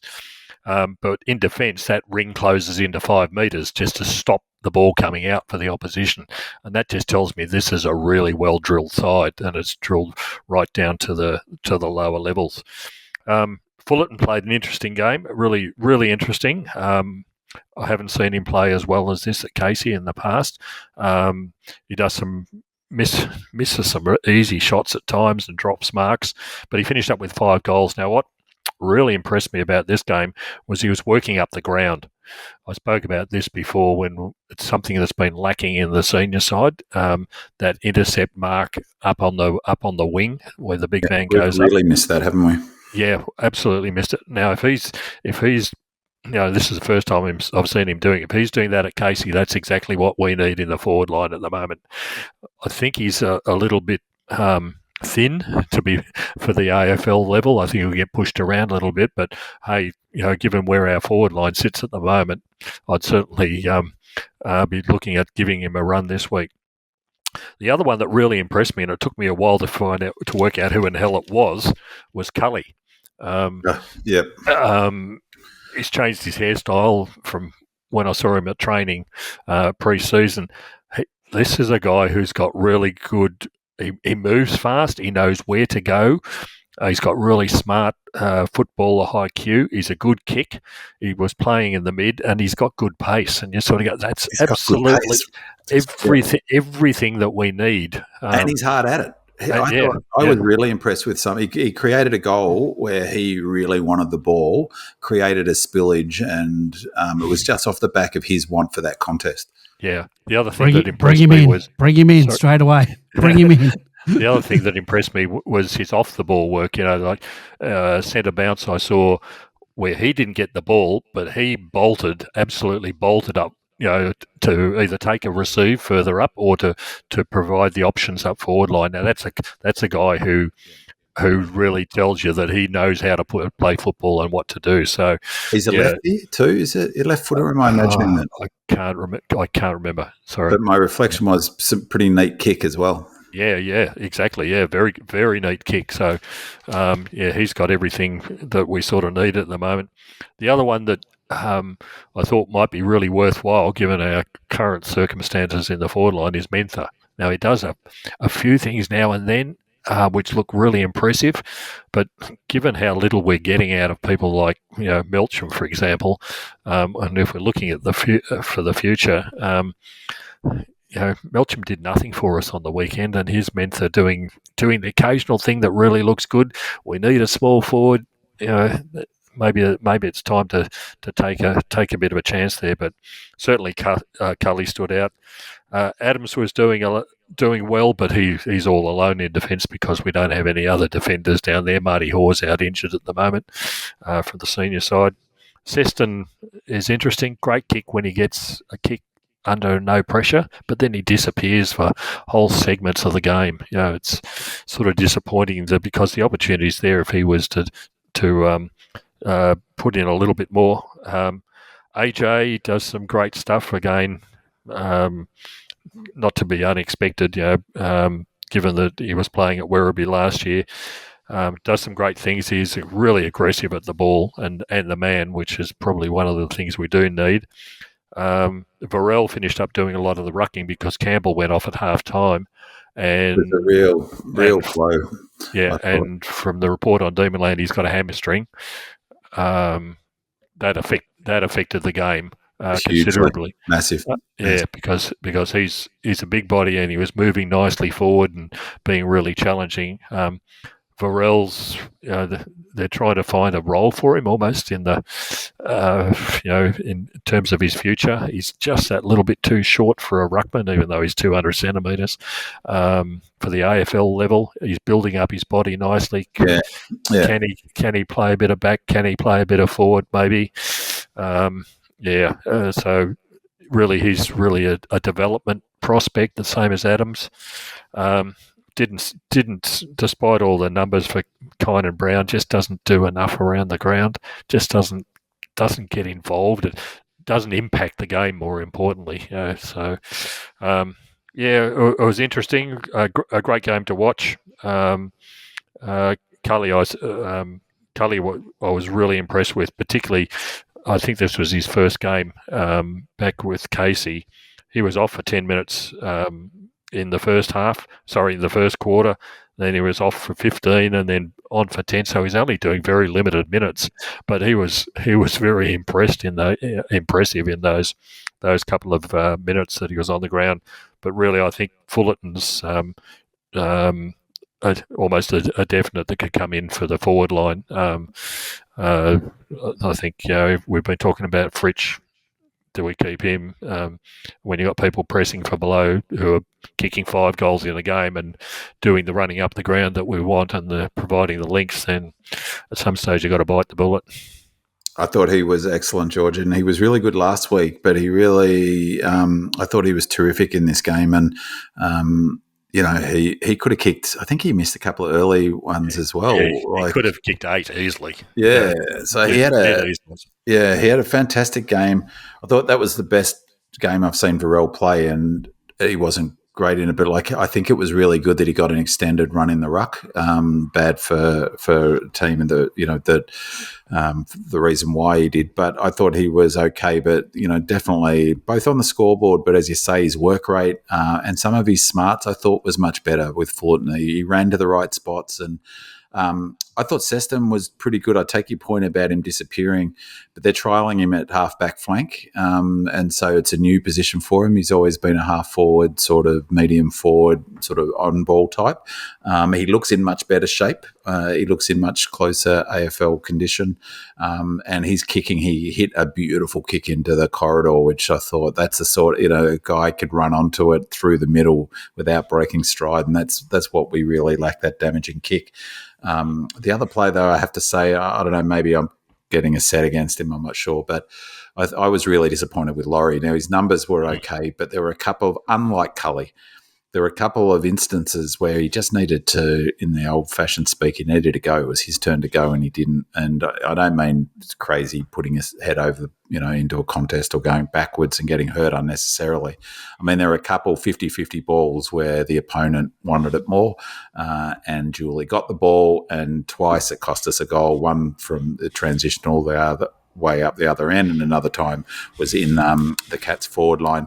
Whereas Cully, there was an example, as I said before, where his want for the ball created an opportunity that created a goal, and it just to me stood out really clearly. So I think Laurie's now he was drafted in the same year as Bowie, wasn't he?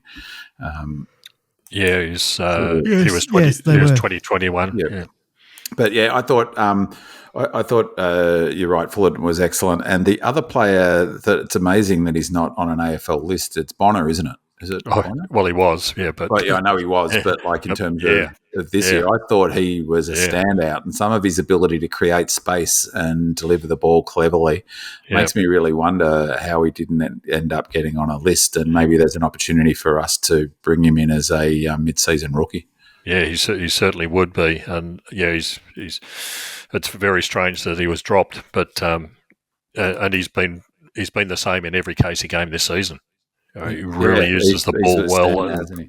Two other thoughts about the game, just from the players' point of view, is AJ effort was great, but I hate to say it, but he looked like a VFL player playing back at VFL level, which is what he's looked at AFL level. The other one that disappointed me, I have to say, is Howes. He's I've got a lot of time for him. They've tried to make him a halfback flank. He might, he is quick, but he sort of mixes some good bits of play with some inexplicable bits of play, and you really want that sort of player to go back and dominate, and you want to be able to think, God, he's a cut above VFL level, and it just didn't feel like that. Nor did Adams particularly, but Adams is more of a project player, I guess. But yeah, Fullerton, I think, fully deserves a call-up, I reckon, on that performance. I don't think Mentha, he just didn't get enough of the ball, but does some clever things. I'll grant that. I'm not sure what his tackle numbers were like, but he don't know that he's going to solve our pressure inside 50 problem. All right, let's talk changes. So if you have a look, injury list was released today. We got the unfortunate news that Jake Lever's going to be having surgery on his ankle. He's out for 8 weeks, what? Which isn't great. That's You're what kidding. they said. No. Having ankle surgery. Did you not know that? Did I just drop a bombshell on you? You did just drop a bombshell on me.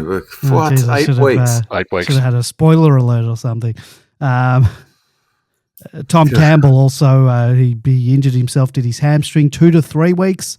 Judd McVie still a week away, according to the injury list. Matt Jefferson and Xavier Lindsay are both listed as tests from a hand and knee injuries. And the good news is it says Colton Tolstrup is available, which is good to hear as well. So based on that, Dice writes, and I think you guys have poo-pooed this already in your assessment of the Casey game. Dice writes, simple solution to beating Essendon this weekend, win the tackle count. We're yet to win the tackle count this season, 0-4, need to be more ferocious. Bring in 2 guys from Casey leading the tackle count. Kynan Brown, 28 tackles from 3 games. Bailey Laurie, 18 tackles from 3 games. And Tom Fullerton finally deserves a go as well. Come on, Demons. Big man, followed by George. Who comes in, who goes out for the upcoming match against the Bombers in Gather Round at Adelaide Oval? Don't get into your preview yet. Just out. And I'm just reeling from that news about Levy. You're kidding. That takes him past the half the mid-season bye. Yep. That's a shocker. Who comes in? The other thing that's really disappointing is Tom Campbell's injury, because I've come around. Max isn't right. He needs a chop out, and I'd almost be in this thing where, okay, like Campbell was so impressive in that first half, wasn't he, George? He looks, he looks a cut above VFL level. Amazing. He hasn't been able to get more senior games at AFL level. He looks, he looked fit, and I was even thinking watching it, geez, I could see him coming in and playing a role. I think they're pretty committed to Jefferson, so I think he'll come in. Conan Brown, that's a good call, on his tackling. I take George's point about he doesn't hurt much. He hasn't got much X factor, but his tackling, we do need that sort of pressure. So maybe he can come into the forward line. I think they want Jefferson in. So it'll be a big question about whether they bring Fullerton in. He could come in and provide that chop out. So JVR doesn't. Who comes out then? Maybe 𝗟𝗶𝘀𝗁𝘁 comes out. It'd be interesting seeing what they do with _𝗏𝗏. So I'm Fullerton in, Jefferson in. I don't know whether they can both come in together at the same time. So I was, again, just going back to the Cats game, I thought it was a strange decision to have 𝗏𝗏 on the as the sub. That was another strange sub call, I reckon. Why not use his running power in the first three quarters and bring him off and bring an impact player on? But look, I'm a bit flummoxed in terms of the Lever news, but I'd like to see Fullerton come in just because you've got to reward that sort of performance. It was a really fantastic performance, and maybe give Jefferson some time back at VFL level. We've got a couple of difficult questions. Is, given that Campbell's not available, who does the second ruck? And the answer seems to fall to either JVR, or do you bring Fullerton in, who hasn't been playing the ruck in recent times down at 𝗚cie? Varel's been doing it as the backup at 𝗚cie. Sharp and 𝗏𝗏, you'd have to question their roles. And 𝗟𝗏𝘀𝗁𝘁 as well, and that's why I'm seeing an option for a small, nippy forward type. And I've said Menth is someone who could possibly do that, because we're not seeing much from those three in the seniors at the moment. So a bit difficult. Jefferson, hand injury, I would think, give him a bit more time down at 𝗚cie, but that depends on, you don't want to be using Jefferson in the ruck, for example. So I think JVR stays in the side. Fullerton comes in. It's really, really difficult. The places where we need more people, we haven't got people, and the places at the moment, essentially the full forward role, is where we've got 3 candidates or even 4 candidates for the same position. So a bit of deck chairs on the Titanic is what you're saying. Yeah. If that's how you want to frame it, Andy, you need to practice reframing things. Opportunities for improvement is numerous this week at the mighty Dees. Let's get into the preview. It is the second time in 3 years that the Demons will face the Bombers on the neutral territory of Adelaide Oval in the gather round. The last time the Bombers took the bickies as their forwards went to town on our undermanned Dees backline. And coming off the bye, the Bombers have lost their first 2 games for the season against finals hopefuls Hawthorn and Crows, but notched up their first win of the season against Port before they had the bye. Both teams will be desperate for the win lest their season ledgers get further in the red. The Bombers have the extra incentive, as I mentioned before, they hold the Demons' first pick in this year's draft. So, it's an 8-point game for their number 1 draft pick that they're going to get this year. How's that for positivity? George, followed by Big Man, how do you see the game playing out? And can we get our first win of the season? And stick it up me for that comment I just made. Again, it's a difficult situation. Both teams are in very similar positions with similar sorts of skills across the field. The unfortunate thing is, from our perspective, Draper's playing really good football at the moment in the ruck role. A couple of their senior players are really putting in, and they're at the very best a mid sort of ladder side. I really don't know what to make of this match. I don't think we're complete by any stretch. Missing Lever will cause huge factors for us again. I don't know that we've got the running power to match theirs, particularly in the middle. So, yeah, it's going to be a difficult match all round for us. It really could go either way, unsurprisingly. The Bombers' season kicking efficiency so far is below ours, 63.1%. We're This could be lofty 65.6. So look for this game to be a battle of the scores from turnover. That's my prediction. The team that concedes the least scores from turnover will win that game. The Bombers they are trying to play that sort of high octane transition, but they're doing what George was saying. Like, it's funny to frame it like the old style of transition. They want to run fast from the back half and create the overlap with handballs, but they haven't been controlling the ball as well as some of the other teams. But their defensive system is woeful, and I have to say ours is not much better at the moment. But they're getting exposed on turnover. This could be a battle of who turns over the least this game. I've watched a couple of their games. There's they've got turnover merchants just like us. I'll steal this gag from someone, put it on a chat that I'm in, that Tony Mockbell didn't miss a single Essendon final victory during his 18-year prison sentence. So it's probably a bit, maybe I should make that gag next week after we win. But we love the Adelaide Oval. Are we playing at the Adelaide Oval? We're playing at the Adelaide Oval, yep. Next year we're going to be playing out at one of the country ones. Norwood or Gambia. Channel 7's thrilled. It's not Channel 7 because it's a Saturday night game, isn't it? So, it could well be a match of who's. Did you say Lindsay's? He's not ready, is he? It said test, so Test. Well, I'd put him straight back in. So if I missed that before, he has to come back in, because really it is becoming so critical about it, not turning the ball over, and it may simply be decided in who turns it over least. And so we've got I'd be tempted to pick Seston for that reason, because he can hit a target. So can Laurie, I guess. So, but yeah, I'd be bringing Lindsay back in for that reason. That's for sure. All right. Well, we're going to leave it there for tonight. We'll be back next week to break down a gather-round game against the Bombers. If you want to listen to the show live as it happens, and please head on over to Demonland.com on Monday night at 8 p.m. And thank you to our 5-star reviewer on Apple Podcasts. Thank you to 𝗟𝗶𝘀𝘁𝗃. Thank you to our voicemailer, Beth.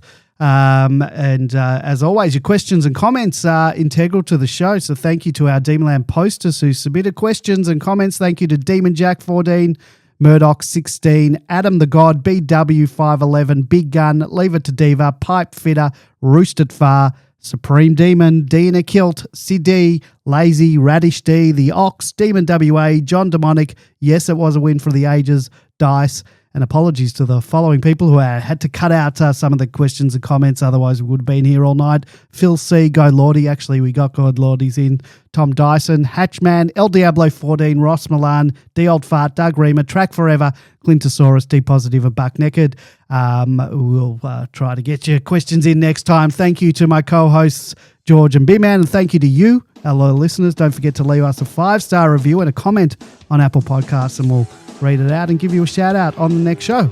Go Demons. Go Red Leggers.